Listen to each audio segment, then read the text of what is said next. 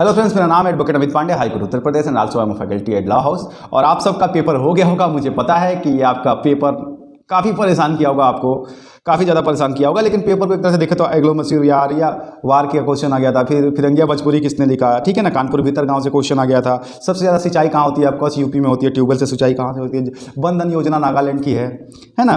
तो क्वेश्चंस को देखा जाए तो अगर क्वेश्चन को देखा जाए, समझा जाए तो देखिए इस बार एज है जिन्होंने हिस्ट्री तैयार करी है और यूपी स्पेशल को तैयार किया है, जिनके ये दो सेक्शंस बहुत है, क्योंकि पेपर जो है ना इस बार हिस्ट्री सेंट्रिक थी और यूपी स्पेशल सेंट्रिक थी। ऐसा हर बार होता नहीं है, इस बार पैटर्न में थोड़ा सा तो ये बदलाव है, क्योंकि यूपी सेंट्रिक बहुत ज़्यादा हो गया इस बार क्वेश्चन, ठीक है।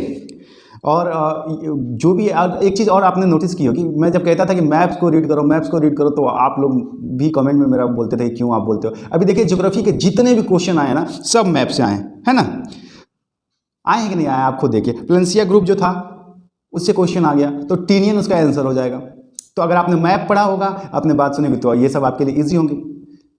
पर फिर भी अगर पेपर को एक तरह से देखा जाए, हिंदी का भी लेवल इस बार तो जो था थोड़ा बड़ा हुआ था। मैंने जब जीएस का पेपर देखा तो मुझे लगा कि चलो पेपर इसका टफ है तो हिंदी में बच्चे कवर कर लेंगे, ठीक है ना। पर हिंदी भी काफ़ी लेंदी टाइप का हो गया था इस बार। जिस तरह से क्लोजर होता है उस तरह की हिंदी थी नहीं, ऐसे से लेकर हर चीज़ लेंदी प्रोसेस में आ गया था। तो मेरे हिसाब से ये जो पेपर है ना, ये टफ है। टफेस्ट तो नहीं कहूँगा इसको और टफ भी नहीं कहूँगा, बट मॉडरेट से ऊपर है और टफ के बीच में है। इस तरह का एक डायनामा बना लीजिए। लेकिन कट ऑफ बताने से पहले मैं आपको एक चीज़ और बताऊं कि देखिए इस बार का जो पेपर है ना, इस बार देखिए यूपीएससी की भी पेपर हो चुकी है और यूपी पीसीएस का भी पेपर हो चुका है।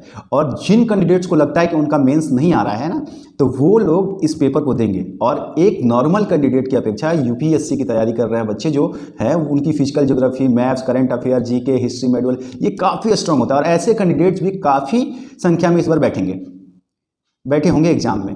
तो इसलिए ये पेपर का जो टफ लेवल है ना, उसको कटअप पे ज़्यादा डाउन नहीं होने देंगे। ऐसा नहीं है कटअप सीधा सीधा गिर जाएगा, 10 नंबर 20 नंबर कम हो जाएगा, ये उसको गिरने नहीं देंगे उतना जितना आप समझ रहे हैं। तो इसलिए अच्छा, एक वाटर पॉल्यूशन से क्वेश्चन आ गया था, फिर एक तुलसी प्लांट का भी क्वेश्चन आया था। तो इस तरह के जो क्वेश्चन है ना, ठीक है ना, या फिर सबसे ज़्यादा वर्कफोर्स कहाँ है, श्रमिक बल यूपी का, तो इस तरह के क्वेश्चन, तो ये सारे क्वेश्चन करंट अफेयर से जिन्होंने एडिट करके रखा होगा, अपने आप को कनेक्ट करके रखा होगा, उनके लिए ईजी है, ठीक है। तो कुल मिला जुला करके पेपर जो है, लेकिन फिर भी कटअप जो है वो पिछली बार से कम जाएगी। मेरे पास आंकड़े हैं जो मैंने अपने स्टूडेंट से बात करी है, जिन्होंने मुझे समझाया है, या फिर कुछ लोगों से बात करी है और 2-4 इंस्टीट्यूट से हमने बात करी है, उनके बच्चों का पेपर कैसा हुआ है। तो उनके हिसाब से मैंने एक अप्रॉक्सीमेटली एक कटअप बनाई है। लेकिन I am not that sure कि कटअप यही होगा, लेकिन कटअप मेरे हिसाब से, जैसे मेरे प्रेडिक्शंस हैं उसके हिसाब से कटअप इसी के आसपास में रहना चाहिए, इससे ज़्यादा नहीं होना चाहिए, क्योंकि पेपर फिर भी टफ था। और पीसीएस और यूपीएससी जो देते हैं ना, वो भी तो अब इस तरह के बहुत सारे क्वेश्चंस ऐसे ऐसे निकल के आ गए। वो केबल कार वाला क्वेश्चन आ गया, ठीक है ना, या फिर ये बांध पत्थर वाला क्वेश्चन, तो बहुत बेसिक क्वेश्चन होते हैं ना, जो हाई लेवल के बच्चे नहीं देख पाते हैं और छोटे लेवल के बच्चे निकाल लेते हैं उसको, है ना। तो ये है, यह सबरी से संकल्प अभियान वाला जो क्वेश्चन था। तो इस तरह के क्वेश्चंस ने ना पेपर को पूरा टफ नहीं होने दिया, जैसा हो जाना चाहिए था वैसा एकदम टफ नहीं होने दिया। लेकिन फिर भी हवाइयाँ तो उड़ गई होंगी, पसीने तो आ गए होंगे, मुझे उम्मीद है इसकी। तो कुल मिला जुला करके पेपर की मेरे पूरी एनालिसिस के बाद से जो कटअप बनती है वो मैं आपको बताऊं, उससे पहले एक छोटी सी रिक्वेस्ट है। मुझे पता है आप इसको सुनना नहीं चाहते और मुझे भी ये थोड़ा ऑकवर्ड लगता है बोलना, बट फिर भी बोल रहा हूँ कि हम भी कोशिश करते हैं। तो प्लीज़ आप वीडियोज़ देखते हैं और देख के चले जाते हैं, हमने भी कोशिश किया है, तो प्लीज़ अगर हो सके, थोड़ा ऑकवर्ड लगता है एक सेटल आदमी को ऐसा रिक्वेस्ट करना, पर पॉसिबल हो तो प्लीज़ हमारे चैनल को सब्सक्राइब कीजिए और हमारा भी मनोबल बढ़ाइए, क्योंकि हमें भी मोटिवेट करना, that's also your responsibility. So please subscribe our channel, thank you. But बोलना अच्छा नहीं लगता है, देख लीजिएगा। चलिए, तो इस तरीके का जो पेपर का सिनेरियो बना है, जो मॉडरेट टू टफ के बीच में आके अटका हुआ है, तो ये कम से कम कटअप गिराएगा। लेकिन एक तरफ से ये भी है कि बच्चे जो आ गए हैं ना, यूपीएससी वाले और पीसीएस वाले, ये कटअप को पूरा फॉल होने नहीं देंगे। ये दो चीज़ें एकदम क्लियर हो गई हैं, ठीक है। और कैंडिडेट्स भी इस बार ज़्यादा थे, ठीक है। अब टोटल डाटा इस बार पेपर में एडमिट कितने हुए बच्चे, ये तो कुछ दिन बाद आएंगे तो मैं आपको बताऊंगा। लेकिन फिलहाल मेरे हिसाब से जो कटअप बन रही है, तो वो कटअप बनेगी, जनरल की जो कटअप बनेगी वो 110 to 115 बननी चाहिए मेरे हिसाब से। 110 से 115 के बीच में जनरल की कटअप आएगी। ओबीसी का भी सेम ही आता है, उसका तो कभी गिरता नहीं है, आपको पता ही है। 110 से 115 के बीच ही ओबीसी की भी कटअप जानी चाहिए। मैं पेपर का जो इस बार का सिचुएशन है उसके हिसाब से मैं आपको बता रहा हूँ, कि कट ऑफ, जैसे आपको लग रहा होगा कि पिछली बार 220 गया था तो इस बार कितना कम कैसे जाएगा। देखिए, समझिए, क्रोनोलॉजी को समझिए। पेपर टफ था और उसमें जो या तो बहुत टफ क्वेश्चन थे या फिर बहुत इजी क्वेश्चन थे, नॉर्मल लेवल पे कुछ था नहीं इसमें। तो या तो बच्चों ने टफ वाले जो उन्होंने टफ क्लियर किए होंगे या फिर इजी वालों ने इजी क्लियर किए होंगे। तो ये करके ना कट ऑफ को गिरना ही पड़ेगा थोड़ा सा, ऐसा लग रहा है।